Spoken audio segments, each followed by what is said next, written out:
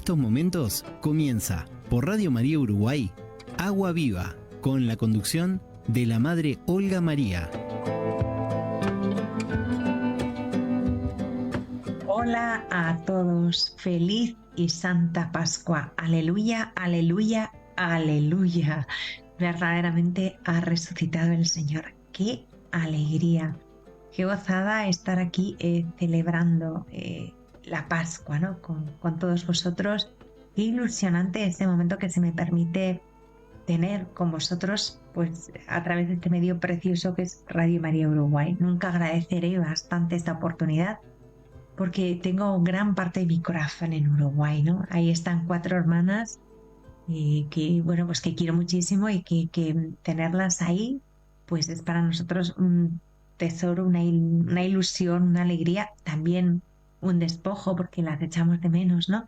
Pero esto mismo pues nos sirve para afianzar lazos y para sentirnos más cerca. Entonces, bueno, pues la verdad que disfrutando muchísimo cada momento, cada programa.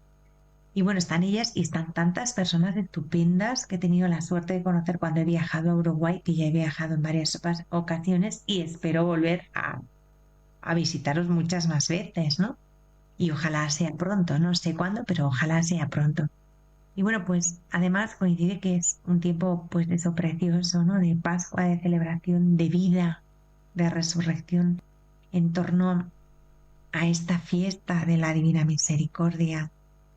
Y qué bonito, pues en este momento de la Pascua con Jesús recién resucitado, pues ver que su regalo pascual es la paz y es la misericordia, ¿no? A través del perdón de los pecados. Después vamos a comentar esto largamente. Qué bonito y qué gratitud tan grande sentir cómo Jesús resucitado sigue cercano y misericordioso, inclinado ante todo pues a nuestras necesidades, ¿no? Y la necesidad más urgente que tenemos todos pues es la de la misericordia. Ayer hemos visto a Tomás, nuestro buenazo Tomás, que dices, pero este hombre, Dios mío, ¿dónde estaba? Es una de las cosas que a mí me hace mucho pensar y que os propongo pensar, ¿no? Cómo vivimos nuestra fe cristiana en comunidad, de qué manera estamos cerca de la comunidad, ¿no? Y bueno, tenemos que querernos muchísimo, ¿eh? Somos el pueblo del amor fraterno, ¿no? El pueblo que hemos recibido como mandamiento nuevo, amarnos como Jesús nos ha amado. Pero para eso tenemos que estar. Una de las cosas que a mí me hace pensar mucho es ¿dónde estaba Tomás? Es que nunca estaba cuando el Señor aparecía. Esto tiene su aquel, ¿no? ¿Dónde estaba metido? No sabemos. Los otros estaban juntos, muertos de miedo, encerrados ahí, armados hasta los dientes detrás de 27 candados. Yo me los imagino siempre mirando por la mirilla a ver qué pasaba, quién venía. Pero bueno, dentro de su miedo, al menos estaban juntos. Pero ¿y este bendito a dónde se había ido? A darse una vuelta, a tomar una Coca-Cola, comprarse una hamburguesa, yo qué sé. O sea, es la típica cosa que uno dice, ¿a dónde estaba Tomás? No sé, pero lo cierto es que no estaba. Estaba exactamente fuera. Cuando Jesús llega, Él nunca está. Esto es curioso, ¿no? Y es que Jesús llega a la comunidad y a Jesús nos lo encontramos siempre en la comunidad. Por eso es importante que queramos a nuestros hermanos, ¿no? A nuestros familiares, a nuestros prójimos, a los miembros de nuestra comunidad parroquial, de nuestra comunidad cristiana, ¿no? Cada uno sabrá en qué ámbito vive su fe, pero es tan importante querernos y estar juntos y estar en la comunidad. Es verdad que hay momentos de soledad que debemos de buscarla y buscar esa interioridad también. Esto es importante, pero la fe cristiana se vive en comunidad. Qué importante es que, pues esto, que vivamos con el Señor en comunidad. Cuando el Señor se muestra, cuando el Señor se manifiesta, va a ser siempre en la comunidad. Y claro, si no estamos, nos lo perdemos, que es lo que le pasaba al bueno de Tomás. O sea, siempre que el Señor llegaba a estar con los discípulos, Jesús resucitado en sus diversas apariciones, Tomás no estaba. ¿Dónde estaría el bendito? Averigua tú, ni idea. Pero sí nos queda claro una cosa, que es necesario estar en comunidad pues para disfrutar de la presencia de Jesús y experimentar el gozo y la paz del resucitado, ¿no? ¿Qué le pasa a él? Pues que no está. No percibe el gozo y la gozada y la alegría y la paz de la presencia de Jesús. ¿Por qué huye de la comunidad? Pues no lo sé, pero esto es algo que muchas veces nos sucede, ¿no? Porque hay cosas que nos disgustan, que nos cuestan, que nos mortifican. A ver, somos seres humanos y entre nosotros pues hay diferencias, diferentes sensibilidades, diferentes mentalidades, diferentes conceptos, maneras de entender las cosas. Y entonces pues como que nos da pereza y nos alejamos, ¿no? Buscamos hacer cada uno, pues iba a decir la guerra por nuestra cuenta, vamos a nuestro aire. Y eso no es bueno. Ahí no está Jesús, ¿no? Jesús quiere que permanezcamos unidos y quiere que seamos iglesia. Y la iglesia, pues no es un club de perfectos. Porque si la iglesia fuera un club de perfectos, ni tú, querido radio oyente, ni yo podríamos pertenecer a él. No.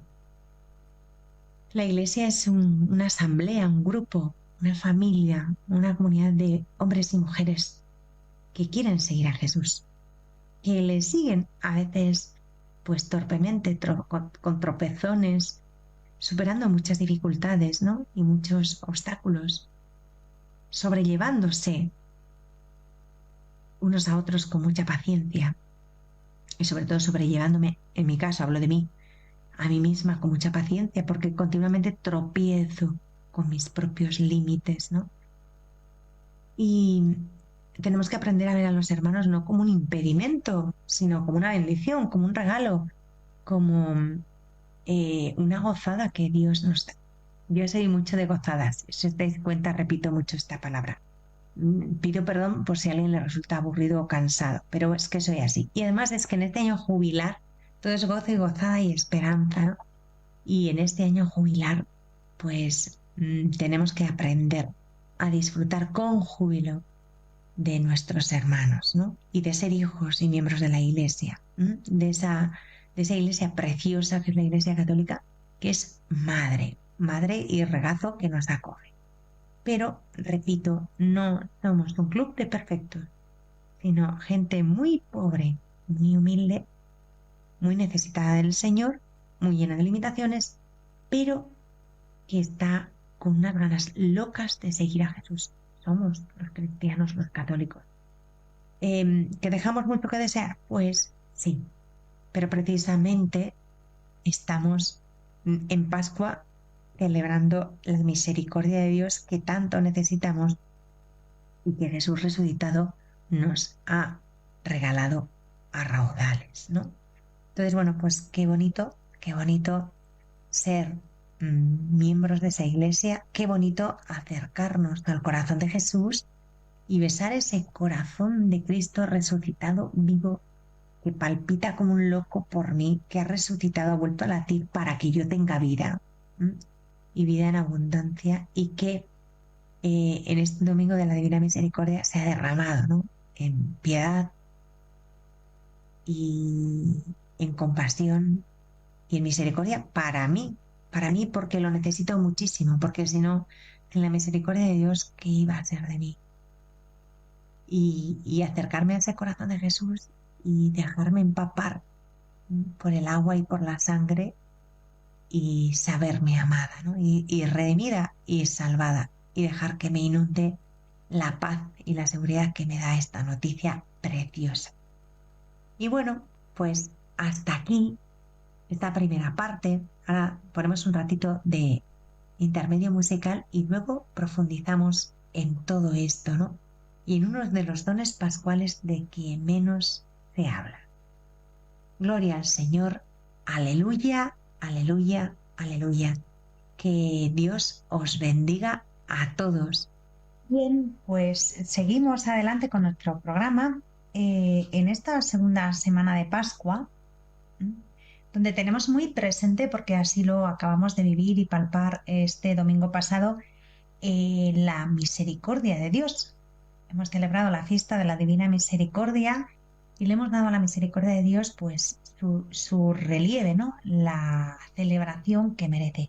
Y no es casualidad ni es curioso que esta fiesta se celebre el segundo domingo de Pascua, ¿no? Es el que también se llama Domingo de Tomás, porque si recordáis, pues el Evangelio del pasado domingo nos narra la aparición de Tomás. Pero hay un detalle que se nos pasa muchas veces de largo, ¿no? Nos pasa desapercibido, y es que en este domingo lo primero que hace Jesús es darles a los discípulos un poder nuevo. Efectivamente, el Evangelio nos lo dice que llegó a la presencia de los apóstoles que estaban en el cenáculo y les dice paz a vosotros, y les enseña las manos y el costado, ¿no? Y les repite por segunda vez, paz a vosotros. Es el saludo pascual, el saludo de la paz, el don de la paz que Jesucristo resucitado nos ha conseguido, ¿no? Y a continuación les dice, soplando sobre ellos, les dice, recibid el Espíritu Santo, a quienes les perdonéis los pecados les quedan perdonados, y a quienes se los retengáis les quedan retenidos. Esto es impresionante, ¿no? Porque les está dando un poder nuevo, un poder precioso que muchas veces no valoramos y que además, como acabamos de terminar la Cuaresma, pues damos por sentado que ya este tema de la penitencia y la confesión y tal, pues para otro día y en otro momento, ¿no? Que como que no nos hace falta ahora, que no pega en Pascua. Y no, nos estamos equivocando. Es un poder nuevo que precisamente Jesús confiere a los apóstoles en Pascua, después de la resurrección. Y la fe en el poder de Jesucristo para perdonar pecados es una señal nuestra de los creyentes. ¿Mm? Y el día que resucitó de la muerte, no cualquier otro día, sino ese día, el día que resucitó de la muerte, Jesús les confiere este poder nuevo, soplando sobre ellos, infundiéndoles el Espíritu Santo. Les estaba nombrando sacerdotes para administrar un sacramento, pero también les estaba nombrando a los apóstoles jueces para que juzgaran la actuación de los creyentes, nuestra actuación. Por lo tanto, nos estaba dando unos padres y unos pastores con un poder muy superior al que tuvieron antiguamente los sacerdotes de Israel. Y bueno, pues este atar y desatar del que habla Jesús no es un lenguaje nuevo, porque ya les sonaba, ¿no? a los discípulos, porque los rabinos judíos utilizaban esta expresión de atar y desatar, y eso significaba juzgar si alguien estaba en comunión con el pueblo elegido o fuera de la vida del culto del grupo. Esto lo digo porque muchas veces se nos ha, entre comillas, acusado a los cristianos de inventarnos la confesión de los pecados, como que hemos cargado al pueblo con un yugo nuevo que nos lo hemos sacado nosotros de una manga. Y ciertamente no es así. Hay muchas personas que creen que la confesión es algo que ha sido introducido por la Iglesia Católica, ¿no? Y bueno, la confesión es verdad que es un sacramento de la nueva alianza,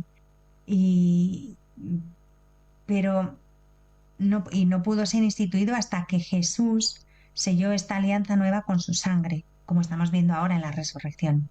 Pero tenemos que tener en cuenta que a pesar de esto, en la tradición de Israel, a la que Jesús era absolutamente fiel, la promulgación de la alianza contenía disposiciones ya para el perdón de los pecados. La confesión, por lo tanto, era nueva, pero solo de la manera que es nueva una flor, porque la confesión como tal estaba presente desde el principio de los tiempos, ¿no? Y aparece en numerosas páginas del Antiguo Testamento, y lo vamos a ver a continuación. La confesión, la penitencia y la reconciliación existen desde que hay pecado en el mundo. Y esto es así, hermanos. Y si no, vamos a abrir nuestra Biblia y vamos a empezar desde el principio.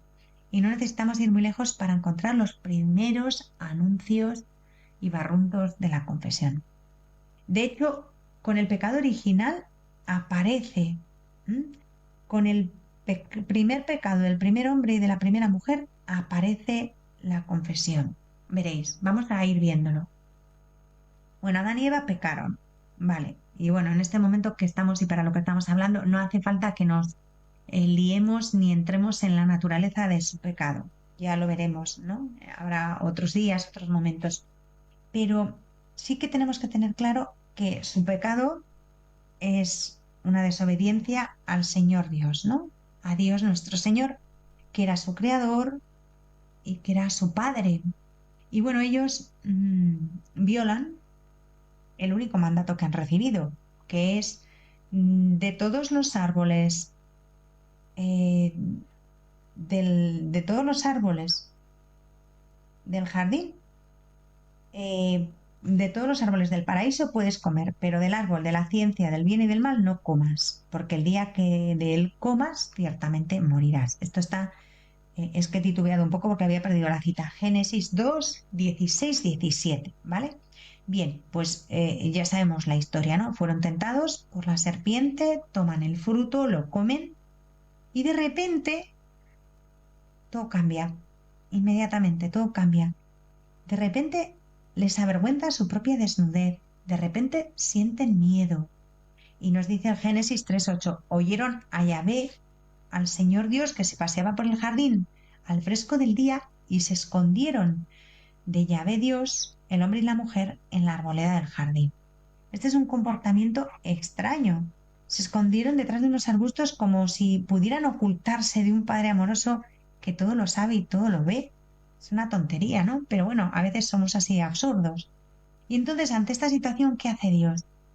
Pues cualquiera de nosotros esperaríamos pues un Dios furioso, ¿no? Una especie de Júpiter tonante que gritará, os he visto, desde los cielos os he visto, y me las vais a pagar, o algo así, ¿no?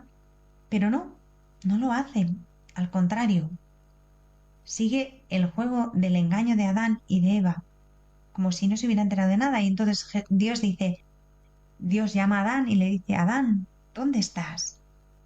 Curioso, ¿no? Como si Dios necesitara informarse de dónde estaba Adán, del paradero de alguien. Y Adán responde, pues como hacemos nosotros muchas veces, con una evasiva. Nada, pues nada, que es que te he oído en el jardín y me ha dado miedo porque estaba desnudo y me escondí. Es impresionante esto, ¿eh? Porque en unas pocas palabras se las arregla para manifestar al mismo tiempo vergüenza, miedo, actitud a la defensiva y autocompasión, pero en ningún momento contrición ni arrepentimiento. De eso, o sea, es que no hay ni un tufillo lejano, nada. De hecho, da la impresión de que está culpando a Dios, ¿no? Que de repente Adán se encuentra con que Dios tiene un poder y una fuerza que le da como miedo, como, ¿qué puede pasar ahora? Porque este es mucho más fuerte que yo. Y entonces Dios vuelve a responder con otra pregunta. ¿Pero quién te ha hecho saber que estabas desnudo? ¿Es que has comido del árbol del que te prohibí comer? Y ante una pregunta tan directa, uno a veces no sabe por dónde salir y esto es típico, esto lo hacemos todos, o en algún momento de nuestra vida lo hemos hecho. ¿Qué hacemos? Pues pasarle la bola al de al lado, cargar contra el que está al lado, en este caso la mujer, cargarle la culpa a la mujer. La pregunta de Dios ¿es que has comido del árbol del que te prohibí comer? Contestación no es si he comido o no, no he comido, no, sino que la mujer que me diste por compañera me dio de él y comí. O sea, yo no he tenido la culpa, ha sido la mujer esta, que encima me la diste tú por compañera, o sea, que yo no la había escogido tampoco. Somos así, ¿no? Y Dios no pronuncia todavía su sentencia, sino que hace una pregunta más, y esta vez se la hace a la mujer. ¿Por qué has hecho eso? Nos encontramos aquí con que Dios Todopoderoso, el que todo lo puede y el que todo lo sabe, ha formulado 4 preguntas en 4 versículos. ¿Qué está haciendo Dios? ¿Hacerse el tonto? ¿Por qué pregunta tanto si ya sabe? Si Dios lo sabe todo y ya conoce la respuesta de cada una de esas preguntas. Y la conoce mejor que Adán y Eva, incluso, por supuesto, ¿no? Que se están autoengañando y han sido engañados previamente por la serpiente. Entonces, ¿de qué va Dios? O sea, ¿qué pretende? ¿Qué quiere? Pues mirad, lo que se ve claramente es que a través de este texto lo que Dios quiere, que Dios desea, lo que busca, lo que pretende, es que confiesen su pecado con auténtico dolor. Y empieza con unas preguntas indefinidas que van invitando poco a poco a que den una explicación. Y luego se va mostrando más concreto hasta que por fin pregunta de frente a la mujer por qué lo ha hecho, por qué has hecho eso. Y sin embargo, a través de todo ello, no hay en ningún momento la confesión de ninguno de los dos. En lugar de responsabilizarse de sus acciones, Adán culpa primeramente a su mujer y luego por último acaba culpando a Dios, o sea, porque tú me diste a esa mujer y ella me dio el fruto, si no me lo hubieras dado, probablemente no habría pasado esto, ¿no? Bueno, quitemos el probablemente. Él hubiera dicho, si no me lo hubieras dado, no hubiera acabado yo así de mal, no hubiera hecho esto. La cuestión es exculparse uno a sí mismo y culpar a otro, ¿no? Y bueno, pues muchas veces sucede que cuanto más necesitamos confesar nuestra culpa, menos parecemos desear esa confesión de nuestra culpa, ¿no? Y bueno, esto les pasó a Adán y Eva y nos sigue pasando a nosotros, los descendientes de Adán y Eva, ¿no? Y bueno, si seguimos, aquí ya tenemos un primer ejemplo, ¿no? Del tema de la confesión, cómo Dios intenta provocar la confesión de nuestro pecado para podernos perdonar. Pero si seguimos leyendo el Génesis, pasamos al capítulo 4, esto es un suma y sigue. Vamos a pensar en el descendiente inmediato de Adán y Eva, en Caín, en su hijo primogénito. Caín está, pues ya lo sabemos, enfermo de envidia, o sea, fuera de sí de envidia. Y Caín tiene la gloria de arrogarse el haber cometido el primer asesinato del mundo. Y tan pronto como el asesino acaba con su hermano Abel, que es su víctima, Dios le pregunta a Caín, ¿dónde está Abel, tu hermano? Génesis 4, ya estamos en Génesis 4, pero vamos, que al principio de la Biblia ya empezamos con la movida esta de a ver si conseguimos que estos digan lo que han hecho mal y confiesen de una vez sus pecados. Pues nada, una pregunta, nuevamente una pregunta, y una pregunta en la que una vez más Dios no está buscando información, porque ya la tiene. No necesita que le comuniquen dónde está Abel, porque sabe perfectamente dónde está Abel.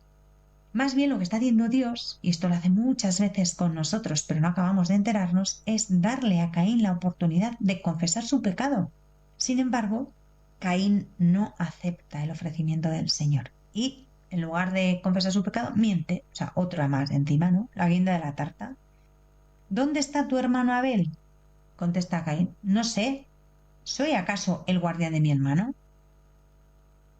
Y qué bueno es Dios y qué paciencia tiene, ¿no? De nuevo Dios no acusa a Caín, sino que le invita a confesar, incluso aunque le manifieste la evidencia de su crimen, pero lo que intenta es provocar que sea Caín el que lo confiese. Y en Génesis 4:10 leemos, ¿qué has hecho? La voz de la sangre de tu hermano está clamando a mí desde la tierra. Bueno, pues al final de este episodio nos encontramos con que Caín sigue en sus 13, sigue impenitente y su pecado sin confesarlo. Y en lugar de confesar que ha hecho de Abel una víctima, Caín acaba acusando a Dios de hacer de él una víctima. O sea, acusa a Dios de que Dios está haciendo a Caín una víctima. ¿Cuándo hace eso? Cuando se queja, ¿no? Le dice, demasiado grande es mi castigo para poder soportarlo. Y no está diciendo, ay de mí, pobrecillo de mí, la que he liado. No, sino que le está diciendo a Dios, eres injusto. O sea, en lugar de confesar su propia injusticia, la que ha cometido al asesinar a su hermano, Caín acusa a Dios de esta injusticia. Y luego ya pues continúa protestando y censurando a Dios por haberle arrebatado pues su felicidad, su gozo y su medio de vida. Y protesta, ¿no? Dice, puesto que me arrojas hoy de la tierra cultivable, oculto a tu rostro habré de andar. Génesis 4:14. Os doy las citas para que veáis que es que todo esto no es un fervor en cualquiera, sino fundamentación bíblica. La necesidad de confesar nuestro pecado, de reconocer y confesar nuestro mal, ¿no? Y bueno, pues aquí vemos ya a Caín que toca fondo, o sea, llega hasta el punto de acusar a Dios de entregarle a un mundo que está lleno de asesinos. Y le dice a Caín, a Dios, andaré fugitivo y errante por la tierra, y cualquiera que me encuentre me matará. O sea, él ha sido el asesino, él ha sido el que ha empezado matando, y ahora le echa a Dios la culpa de que le van a matar a él. Pues, en fin, mm, aquí no hace falta ser una lumbrera, ¿no? Ni tampoco la presencia, no nos hace falta la presencia de alguien especializado en psiquiatría para ver lo que va a ocurrir inmediatamente a continuación. Pues, ¿qué pasa? Que Caín asume el estatus de víctima de Abel, justo al revés de la realidad, y proyecta su propia culpa en Dios. Ahora no puedo trabajar, ahora no puedo relacionarme contigo, ahora tengo que sufrir la injusticia. O sea, encima eres tú el que la lías y ahora le echas la culpa a Dios, ¿no? Y también acusa al resto de la humanidad de intento de asesinato, cuando hasta el momento él es el único asesino de la historia. Esto es una historia que se va repitiendo. Igual que sus padres, Caín pues demuestra pues una serie de emociones, vergüenza, temor, actitud defensiva, autocompasión, pero no va a decir lo que siente, lo demuestra un poco por sus contestaciones, ¿no? Y sobre todo se niega a reconocer su pecado. Para nada, en ningún momento confiesa lo que ha hecho. Bueno, al final este es el comportamiento de Caín que tristemente nos puede resultar familiar, ¿no? Eh, Muchísimos siglos después, pues los hombres y las mujeres siguen sin estar mejor dispuestos para confesar sus fallos, ¿no? Y el modelo de evasiva y de silbar y mirar para otra parte, pues sigue siendo el mismo. Pero ¿cuál es el problema de esto? Ya no es que no confesemos nuestra culpa y no nos beneficiemos del perdón de Dios, sino que es que las personas que no se arrepienten llegan rápidamente al resentimiento. Los que se niegan a acusarse van a encontrar medios inverosímiles y surrealistas y disparatados para excusarse. No se acusan, pero inventan verdaderas películas para poder excusarse. Y cualquiera, pues de ellos, los que podemos ser cualquiera de nosotros, ¿no? Pues acabaremos culpando a las circunstancias, a las limitaciones, a la herencia, al entorno, a lo que sea. ¿Mm? Pero vamos, que es algo que se inauguró ya en el Génesis, ¿eh? Y acabamos culpando a Dios y haciéndole a Dios objeto de nuestro resentimiento, porque Él fue quien creó o permitió nuestras circunstancias, nuestra herencia, nuestro entorno. Tanto, pues tenemos mala suerte, porque Dios no me ha hecho de otra manera, etc., etc., etc. Y cuanto más optamos por pecar, menos deseamos hablar de nuestros pecados. Uno acaba habituándose al pecado y mira para otro lado y es que no quiere comentar nada ni hablar de ello, ¿no? Y pasa pues como Caín, como Adán, como Eva, pues que hablamos de cualquier cosa, pero no de la confesión de nuestros pecados. Esto es bastante impresionante y es una reflexión que me parece importante hacer en este momento y en este entorno de la fiesta de la misericordia, porque hablando tanto de la misericordia, se habla poco de la confesión, ¿no? Y cuando se habla de la confesión parece que es un lastre católico que hemos puesto ahí, un petardo que hace la vida como mucho más complicada, cuando en realidad tiene su fundamentación bíblica desde el principio. Dios quiere que confesemos nuestros pecados. Y bueno, como somos torpes y cabezotas y nos cuesta bastante aclararnos y ver la realidad, pues Dios insiste a pesar de nuestra dureza de cerviz y nuestra dureza de corazón, ¿no? Y en sucesivas alianzas con Noé, con Abraham, con Moisés, con David, Dios va revelando gradualmente más y más cosas sobre cómo es Él, sobre cómo es su corazón, sobre cómo es su manera de ser, ¿no? Y de amarnos, sobre sí mismo y sobre sus caminos. Y lo va haciendo poco a poco. Y bueno, pues si confesar el propio pecado no tuvo éxito y fue misión imposible entre las primeras generaciones humanas, Dios no se cansó de invitarnos a esa confesión de nuestro pecado. De hecho, hay puntos concretos de la ley de Moisés, que esto es bastante posterior al Génesis, en que Dios dio a su pueblo unos rituales concretos para confesar los pecados.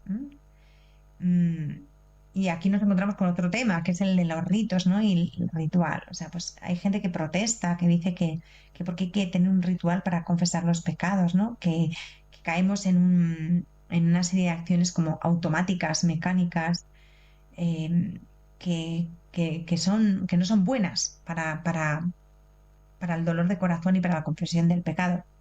Y hay quien se escuda en eso sencillamente para no hacerlo, ¿no? Y hasta eso es absurdo y además es falso. Mirad, los seres humanos somos de una manera que necesitamos tener rutinas, tener pautas de conducta, ¿no? Sí, porque si no, no seríamos capaces de organizar nuestra vida ni nuestros días, sería todo un caos, ¿no? Hay rutinas de todos los días, voy a citar algunas muy prosaicas, pero que son necesarias, pues para que todo vaya más o menos bien. Pues yo qué sé, por ejemplo, pues yo qué sé, cepillarnos los dientes, cerrar las puertas, saludar al entrar y salir. Son acciones rutinarias, unas grandes, otras menos grandes, más importantes, menos importantes, pero esas rutinas nos permiten realizar nuestro trabajo con un mínimo de orden, ¿no? Y llevar un poco nuestra vida cotidiana organizada, si no viviríamos en un caos continuo. Es que esto ni psicológicamente podría ser viable, ¿no? Y bueno, pues hay muchos puntos de la ley, en concreto de la ley de Moisés, que se refieren a esas rutinas y rituales. Y algunos se relacionan concretamente con la confesión de los pecados. Quiero decir que en la ley de Moisés ya se habla de la confesión de los pecados. Luego, perdamos de vista la idea de que el tema de la confesión de los pecados es un invento de la Iglesia Católica, porque no es verdad, ¿no? En el libro del Levítico ya se habla de esto. Por ejemplo, en Levítico 5:5-6 se trata de distintos pecados que va cometiendo el pueblo cuando jura en vano. Y el que de esta manera incurre en reato, dice, el que de uno de estos modos incurre en reato, por el reato de uno de estos modos contraído, confesará su pecado y obedecerá a Yahvé por su pecado. Perdón, y ofrecerá a Yahvé por su pecado una hembra de ganado mejor, menor, oveja o cabra, y el sacerdote expiará por su pecado. O sea, esto está en el Levítico. ¿Qué pasa? Pues que Dios lo que hace es darle al pueblo un plan de acción, o sea, ponerle ya las cosas bien preparadas para que por fin confiesen sus pecados, ¿no? Insiste explícitamente en dicha confesión y luego ya manda hacer algo a los pecadores, un acto litúrgico de sacrificio, de expiación. Y bueno, pues todos estos elementos han ido sobreviviendo intactos a lo largo de la historia de Israel y el renovado Israel, que es la Iglesia de Jesucristo, que somos nosotros, pues también los tenemos, ¿no? En, pues en nuestro ritual del sacramento de la reconciliación. Bien.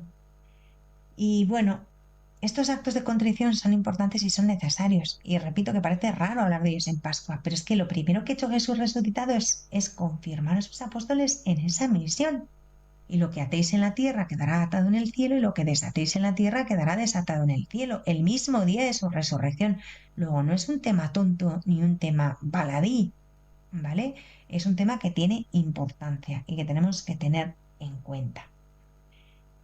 En los años 70 se puso de moda una frase que no hizo ningún bien. Decía, el amor significa no tener que decir lo siento. Pues es que todo es absurdo. Precisamente el amor significa que si es verdadero te lleva a decir lo siento cuando has hecho algo mal y no solamente decir lo siento, sino demostrar que de verdad lo sientes. ¿m? Y, y nuestra naturaleza humana es así, siente esa necesidad de expresar su dolor por lo que ha hecho mal y de hacer algo para reparar el dolor causado, ¿no? Y Dios, que sabe que es quien ha creado nuestra naturaleza humana, sabe perfectamente que necesitamos esto. Necesitamos pedir perdón, necesitamos demostrar nuestro sentimiento de dolor y necesitamos hacer algo para, de alguna manera, remediarlo, compensarlo, ¿no? O sea, pedir perdón, demostrarlo y hacer algo. Esto es como muy ABC, pero Dios sabe que somos así. O sea, psicológicamente sentimos esa necesidad. Dios, en su bondad, reconoce estos aspectos tan sutiles de la psicología humana, ¿no? Que Él ha creado y los emplea primero venciendo la resistencia que tenemos a la confesión y después orientándonos a la confesión litúrgica para quedar ya satisfechos, ¿no? Para satisfacer también legalmente. Y bueno, pues aquí en la nueva alianza, pues esto de alguna manera se mantiene en el sacramento de la penitencia, ¿no? Y bueno, pues esto lo vemos también en las relaciones humanas, ¿no? Cuando ofendemos a alguien, cuando le hacemos daño, con frecuencia vamos admitiendo despacio nuestra falta, ¿no? Nos excusamos, miramos para otro lado, decimos que no es para tanto, negamos nuestra responsabilidad, pero a veces, con objeto de salvar nuestra relación, necesitamos confesar, o sea, pedir perdón, ¿m? A la persona que hemos hecho daño, a la persona que hemos ofendido, incluso aunque no queramos hacerlo, pero la necesidad de hacerlo es más fuerte que nuestro rechazo a hacerlo, ¿no? Y no solo eso, sino que necesitamos reconciliarnos con la persona a la que hemos ofendido. Y por supuesto, si ya el ofendido es el Señor, todo esto se aplica pues multiplicado por muchísimo, ¿no? Pues esto lo tenemos que tener claro porque yo creo que es un tema importante del que hablamos muy poco.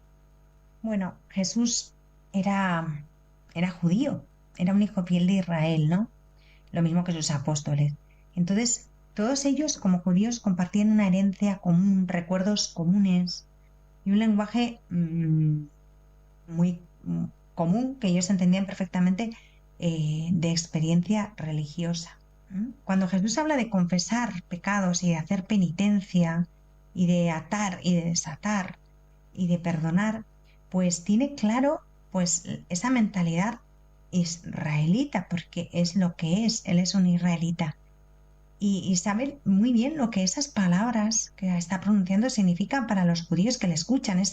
Lo que atéis en la tierra quedará atado en el cielo, y lo que desatéis en la tierra quedará desatado en el cielo. Él sabe perfectamente lo que está diciendo, ¿m?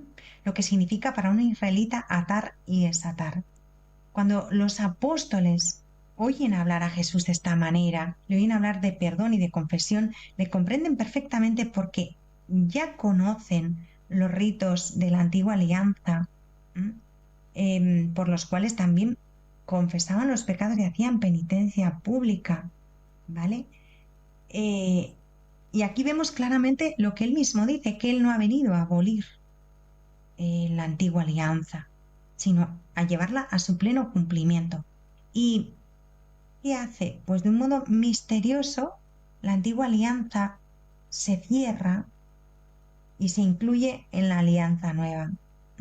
Y con este dato en la cabeza, delante de nosotros, en nuestra mente, tendríamos que retroceder y dar un poco marcha atrás para intentar leer lo que los apóstoles han dicho sobre este tema, ¿no? Y comprender cómo ellos debieron de entender esto y compartir un poco su vocabulario y aquellos recuerdos que vivieron y compartieron con Jesús.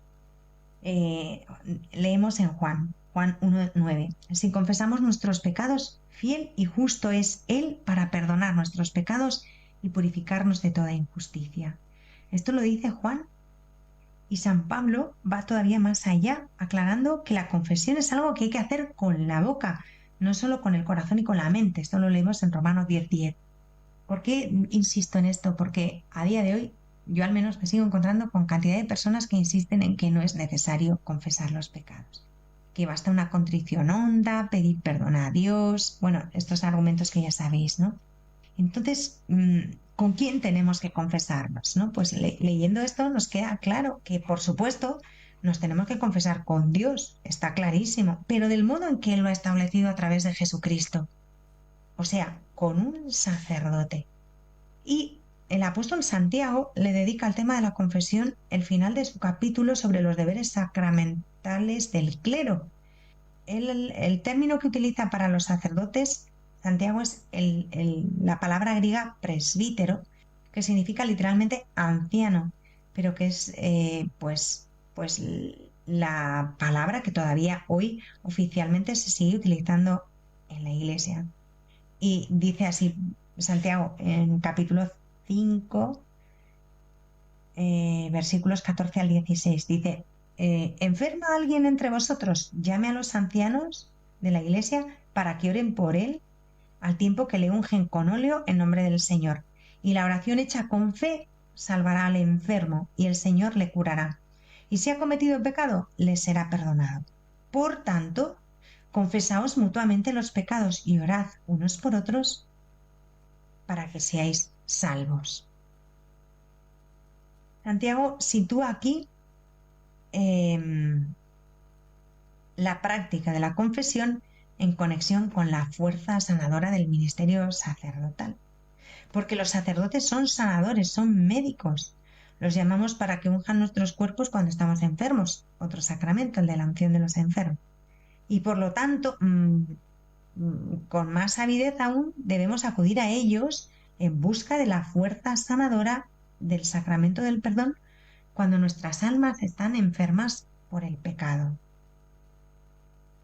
Tengamos en cuenta que Santiago no solamente le dice a su comunidad, a su congregación, a su iglesia local, no les exhorta solamente a que confiesen sus pecados a Jesús en directo, ni les dice que se confiesen sus pecados silenciosamente en sus corazones. No, no, no.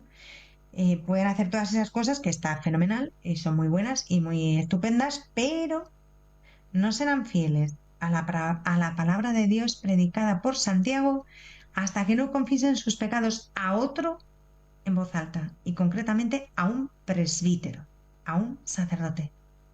Esto es muy bonito porque la figura del padre está siempre presente en el anciano, en el presbítero, en el sacerdote. Total, que desde los días de Adán Dios había guiado a su pueblo para que hiciera sus confesiones de un modo seguro y eficaz. Y ahora, en la plenitud de los tiempos, en la era de la Iglesia de Jesucristo, por fin podemos hacerlo. ¡Qué alegría y qué regalo de Pascua tan precioso!, ¿no? El perdón de los pecados de una manera clara e inequívoca. Esto es precioso, precioso, precioso. Para mí está siendo en esta Pascua un motivo de muchísimo agradecimiento a Dios, ¿no? El perdón de los pecados, fruto de la resurrección de Jesús, así tal y como lo tenemos, ¿no? Esto a mí me parece precioso. Y en este punto, pues me gustaría detenerme para analizar un poco lo que es el sacramento de la reconciliación. Este sacramento de la reconciliación, que ante todo es pues una celebración, un gozo, es un regalo de Pascua, no es una carga, es una bendición. Y bueno, pues ante todo es el sacramento del hijo que quiere volver a su padre. Es el proceso de un hijo que viene a expresarle a su padre pues su pena por haberle entristecido. Y por parte del padre es la acogida llena de ternura y de amor. Recordemos la parábola del hijo pródigo, en donde el padre está pendiente de ese regreso del hijo, ¿no? Más bien, más que llamarse parábola del hijo pródigo, debería llamarse la parábola del padre bueno que espera, ¿no? Pero bueno, ha pasado la historia que es con ese nombre, ¿no? De parábola del hijo pródigo. Los ritos que bueno, pues que hemos dicho antes que son necesarios, porque si no estamos muchas veces abocados al caos, ¿no? Los ritos los solemos ver siempre como algo que tiende a coagularse, ¿no? Y a paralizarse, ¿no? Y bueno, es verdad que la rutina es peligrosa, pero también hemos dicho antes que la rutina es necesaria para tener una vida mínimamente ordenada, ¿no? No obstante, podemos dejar de lado esa rutina peligrosa, quedarnos con la rutina sana y buscar siempre ese volver a las fuentes, ¿no? Ese subir a contracorriente y volver a descubrir lo esencial, ¿no? Lo esencial, porque la gran pregunta que yo me hago es ¿por qué si todo es tan hermoso y tan bonito como volver al Padre y dejarme acoger y abrazar por Él, si todo es tan sencillo y tan hermoso, que la confesión se ha convertido para muchos en una carga, ¿no? En un petardazo, en una cosa bastante inaguantable que hay que sobrellevar? ¿Por qué? Pues yo creo que esto ha sucedido porque hemos perdido un poco de vista lo esencial, se nos ha perdido. ¿Y qué es lo esencial? Pues mira, lo esencial en la confesión es la fe, una fe sencilla y apacible, o sea, fe de verdad. Creer que Cristo nos está esperando en cada momento, no para juzgarnos, sino para perdonarnos y decirnos cuánto nos quiere, ¿no? Para que de verdad podamos contemplar su cuerpo resucitado, gozarle y disfrutarle, o sea, está deseando abrazarnos. Y entonces hay que volver a lo esencial. ¿Y qué es lo esencial? Pues mirad, lo esencial del sacramento de la reconciliación o del sacramento de la confesión o del sacramento de la penitencia o como queráis llamarlo, lo esencial es creer, creer firmemente que basta volverse hacia Jesús, volverse hacia Él y que indefectiblemente le vamos a encontrar. En el momento que yo me vuelvo, me lo voy a tropezar, pero tengo que creerlo. ¿Mm? Y creer también que siempre, siempre, siempre nos acoge con amor. Confesarse es una parte del sacramento de la reconciliación y no es venir simplemente a decir lo primero de todo nuestros pecados, así tipo modo papagayo, ¿no? Que hay que hacerlo, pero lo esencial es afirmar nuestra fe en la presencia actuante de Jesucristo resucitado, que salva, que sana, que cura, ¿m? Que redime. Y vamos a pensar un poquitito. ¿Acaso Jesús le preguntó sus pecados a aquel paralítico que descolgaron por el tejado? ¿O le preguntó sus pecados a la samaritana? ¿O a la adúltera? ¿O a María Magdalena? ¿O a Zaqueo? ¿O al buen ladrón? No, en absoluto. Eh, lo esencial no es enumerar los pecados, esto que nos quede claro. Lo esencial es decir con confianza lo que nos parece que nos separa o nos aleja de Jesús. Decirlo con sencillez y con confianza. Y saber que diciéndolo pulverizamos el obstáculo. Se quita el obstáculo, lo dinamitamos y nos volvemos a encontrar con el Señor. Pero tenemos que decirlo. Por eso Dios desde el principio en el Génesis intenta que confiesen Adán y Eva su pecado, lo mismo que Caín. Quiere provocar esa confesión para quitar el obstáculo que nos está separando de Él. Tenemos que tener claro que la penitencia no es un psicoanálisis. El sacramento de la reconciliación no es ni un psicoanálisis ni una especie de aseo del alma, ¿no? Lo dejamos todo limpio, lo tenemos todo claro, ordenado y bien y ya. No, no, es que no es eso. Es un movimiento, es un retorno, es una conversión, una vuelta, un regreso, un acercamiento. Eso es lo que es. ¿M? Y lo que Cristo espera de nosotros no es tampoco un examen de conciencia exhaustivo, una especie de lista de pecados en la que tengamos todo bien puesto y que no se nos olvide ninguno, que está bien hacerlo y hacerlo bien, pero no es eso lo esencial. Lo que de verdad el Señor espera es que vengamos a Él con la conciencia aguda de nuestra debilidad, de nuestra pequeñez, de nuestra impotencia y con el sentimiento todavía mayor de su amor, del amor misericordioso de aquel a quien yo he entristecido por no amarle bastante. Y aunque le he entristecido por no amarle bastante y le he roto el corazón, su amor es más fuerte que mi egoísmo y más fuerte que mi miseria, porque es un amor que es misericordia, un amor misericordioso. Total, que dicho esto, es tan bonito, es tan precioso, que ¿qué tenemos que hacer? Pues mirad, lo más importante del sacramento de la reconciliación es su preparación. Sí, no se trata de una vuelta hacia atrás. No se trata de una revisión de vida con una lupa en plan exhaustivo, apuntando todo bien para que no se me olvide ni una pizca. No es eso. No. Se trata de un impulso lleno de sufrimiento, porque he hecho daño a quien yo amo y me ama tanto. Un sufrimiento hondo por haberle puesto triste, ¿no? O sea, es un impulso lleno de sufrimiento y de amor. Y prepararme mirando, pues, aquellas cosas, aquellos aspectos de mi vida donde falta el amor, donde el amor ha perdido fuerza, el amor a Dios y el amor a los hermanos, ¿no? Allí donde hemos rebajado el listón del amor es donde tenemos que mirar más, ¿no? Pero lo importante es mirar todo, o sea, todo es todo a través de Jesucristo, todo a través de Él, como Él lo mira, a través de su bondad, a través de su misericordia, ¿no? Mirar ese todo de mi pecado, ese todo de mis cosas mal hechas, con confianza y amor. Y sobre todo, esto es muy importante, no mirar las cosas con ojo jurídico, con ojo canónico, con una regla de medir, porque Dios no nos mira así, ¿vale? Entonces nos tenemos que confesar. ¿Y qué es confesarse? Hemos llegado al punto, ¿no? Confesarse es aceptar por la fe la salvación. No es acusarse, no es cumplir un deber, no es cumplir una obligación.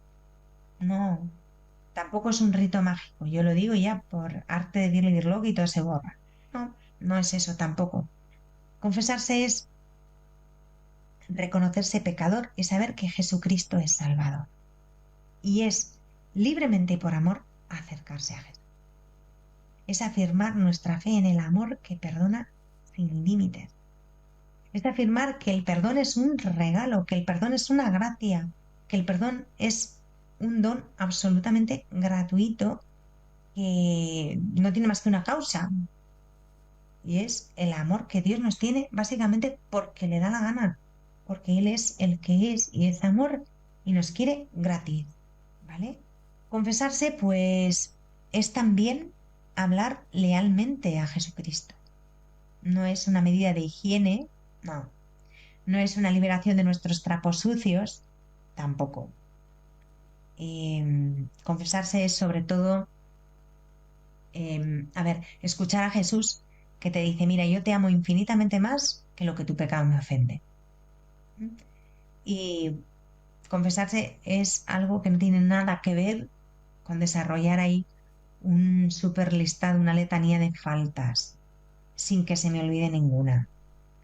No, no es eso. Se trata de reconocer nuestro pecado, que es haber rechazado o descuidado el amor en un plano concreto. Y que nos quede claro que no son nuestros pecados los que nos separan de Cristo. Los actos no son más que consecuencia visible, tangible de un estado. No se trata de tener ahí remordimientos, ni angustias, ni sudores, ni miedos al infierno, ni temores, ni nada de eso, y luego ir a confesarme para evitarlo, ¿no? En plan, voy a poner el remedio. No, no, porque una cosa es comparecer delante de un juez, confesarlo todo para que no me condenen, y otra cosa súper diferente es echarme con confianza loca en los brazos de aquel a quien yo he puesto triste. Pero es que aquel a quien yo he puesto triste acaba de resucitar y me ofrece ese abrazo. Y me ofrece ese abrazo a través del sacramento de la reconciliación. Es un don de la Pascua. ¿Mm? Bueno, y en la contrición, nuestro dolor es, pues, eso, tener esa pena de no amar lo suficiente, de no amar bastante, ¿no? Y tampoco se trata de que nos envalentonemos y digamos, ya se acabó, esto no me vuelve a pasar.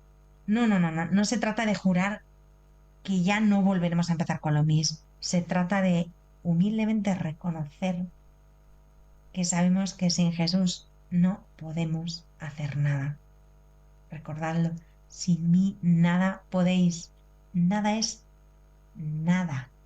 Entonces, ¿qué pasa? Pues que tenemos que pedirle que nos ayude, porque tenemos miedo de nuestra fragilidad y de volver a las andadas.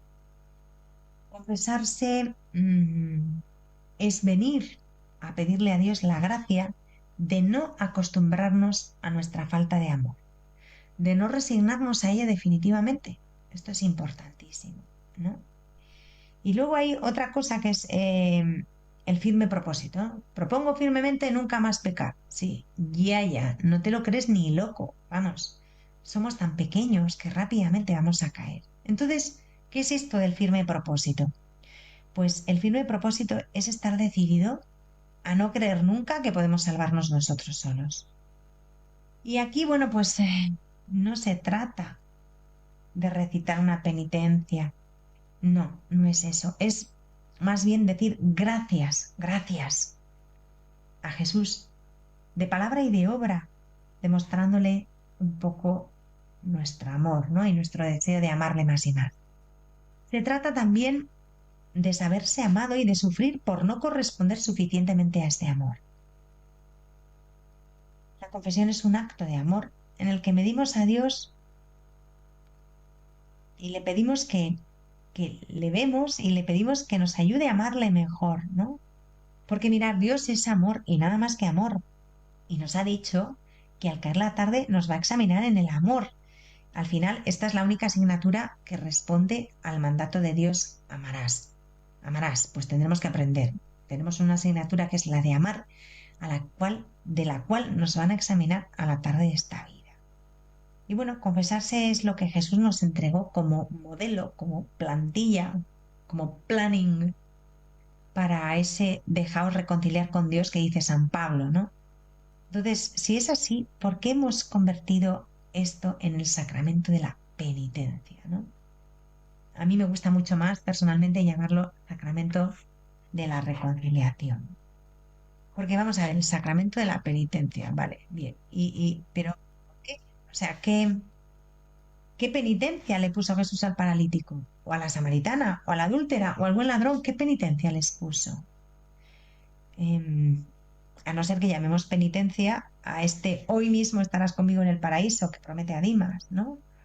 O dar la mitad de sus bienes a los pobres y devolver 4 veces más a quienes había defraudado. Que esta fue la penitencia que Zaqueo se impuso a sí mismo, que no fue Jesús. Atención.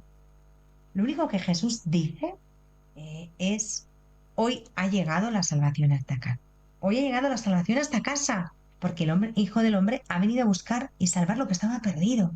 Y sigue haciéndolo después de la resurrección. De hecho, es como lo primero que deja atado y bien atado, para que puedan salir en busca de los que estábamos perdidos, ¿no? Esto es precioso. Y bueno, pues viviéndolo así y asumiéndolo así, como un don pascual precioso, el sacramento de la reconciliación es un gran medio de santificación. Y bueno, al fin y al cabo, como todos los sacramentos, es un gran encuentro con Cristo, ¿no? Es un pedazo de la vida de Cristo, un pedazo del corazón de Cristo. Y bueno, pues gloria al Señor y aleluya, aleluya, aleluya, por habernos hecho este regalazo enorme el mismo día de su resurrección. Señor Jesús resucitado, amor de nuestras almas, alegría de nuestra vida, qué gozada y alegría e ilusión verte resucitado y glorioso y verte cercano como siempre y que nos muestras las manos y tu costado, las manos, las obras buenas que quieres que hagamos y el costado, pues el corazón vivo, resucitado, compasivo. Nos muestras las manos y el costado para que te reconozcamos. Gracias por tu paciencia, Señor Jesús. Gracias por tu bondad. Gracias por traernos la paz pascual, por saludarnos así. Paz a vosotros. Pero sobre todo gracias por tu misericordia. Gracias por permitir que Tomás tocara a través de la herida del costado tu corazón palpitante, lleno de vida, lleno de amor y lleno de misericordia para mí, para cada uno de nosotros, pero para mí en concreto. Gracias, Señor, gracias. Gracias porque el don de la Pascua nos trae el paz, esa paz que viene sobre todo en el sacramento del perdón, esa paz que derramas en cada absolución sacramental, calmando todas las ansiedades del corazón y serenando nuestras conciencias. Gracias porque tu saludo es paz a vosotros y gracias por infundir tu Espíritu Santo, tu espíritu, tu aliento en los sacerdotes y darles el poder para perdonar los pecados. Qué regalazo, Señor. Puede haber un regalo de Pascua más grande que ese sacramento maravilloso por el cual limpias nuestro corazón, lo consuelas, lo sanas, lo colmas de ternura y lo renuevas. Puede haber un regalo más bonito que saber que aunque yo haya contristado al Padre, basta ir a contártelo para que tú con tu poder lo arregles todo. Qué regalazo, Señor, qué regalazo.